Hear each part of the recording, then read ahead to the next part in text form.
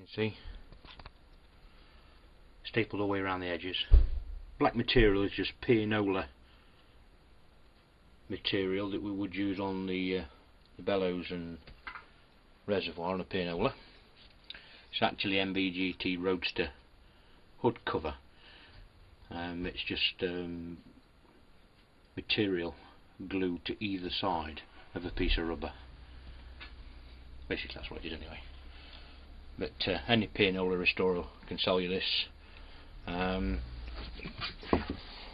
Reasonably thick, I don't know if you can see that, but hard wearing, lasts for many years, as it's actually originally designed for the hood of cars, for convertibles. Good solid material. I've actually seen organ bellows built out of this stuff as well as reservoirs. So there we go. And we have used Copydex to seal between, and there will be a rubber trim, or not rubber trim but a trim, a wood one to go all around that. So there will be a wooden trim to go all around there, which I'm just going to cut up now. Well, there it goes. How to trim now on. Notice there's no material there to the back wall. That's because it's all done inside. The other thing to take note of, I can actually get my finger, if you can see that, I can actually get my fingers under that. That's how it's meant to be. The top board is not glued, or neither is the bottom, to the material. Very important that, because you need to be able to go. Notice the under edge of this is rounded off. That's on both sides of the block. That's the one on the inside, the clamping board, to the top board. This one here we're talking about, and you can see it's rounded. That's so it don't dig into the material. Also the reason for the round edges there as well. Now get on making the adjuster for this. So we can adjust the, if you can see that in there, the valve, shut off valve for the inlet.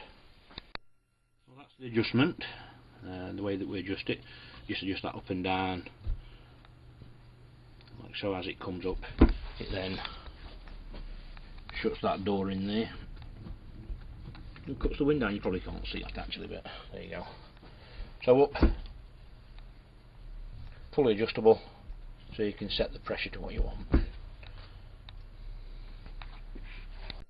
Now we're going to build the side cheeks that will allow us to put the tension springs on. Now, as you probably can see there, good you can see, I'll put it on micro going for you. There's actually two pieces of MDF there together. I tend to build my stuff like this a lot, so try to build them separately. I screw two pieces of timber together at the size I want, plane them all down together so they're exactly the same size, mark them out together and cut them in one go. I suppose loads of you do it, but for the benefit of the people that don't, and now get them cut out. Again, I tend not to go mad making paper templates.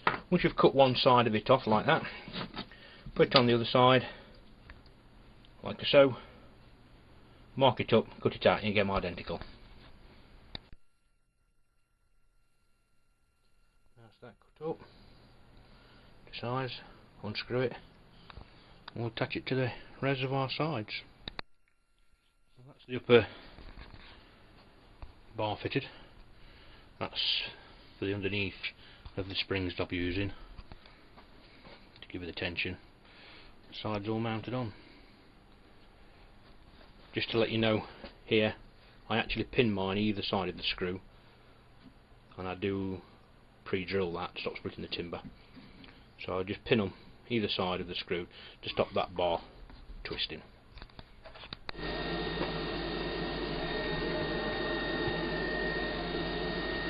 Right, there's the reservoir with its regulator valve already built in. That's to adjust your regulator valve. It needs to shut off when it's at the maximum height. Now, just to see how well it works, obviously it will drop quick. There's slightly air leak in here, so it will drop. But a little test is, if you look at the actual, see if I can get a shot of that for you. Just put it onto micro. There you go. and we're going to unplug the air supply out of it now. See if we can turn it the other way so you can no, can't do that. Right, side shot of it for you. We can now unplug the air supply and see how quick it drops. That weren't too bad.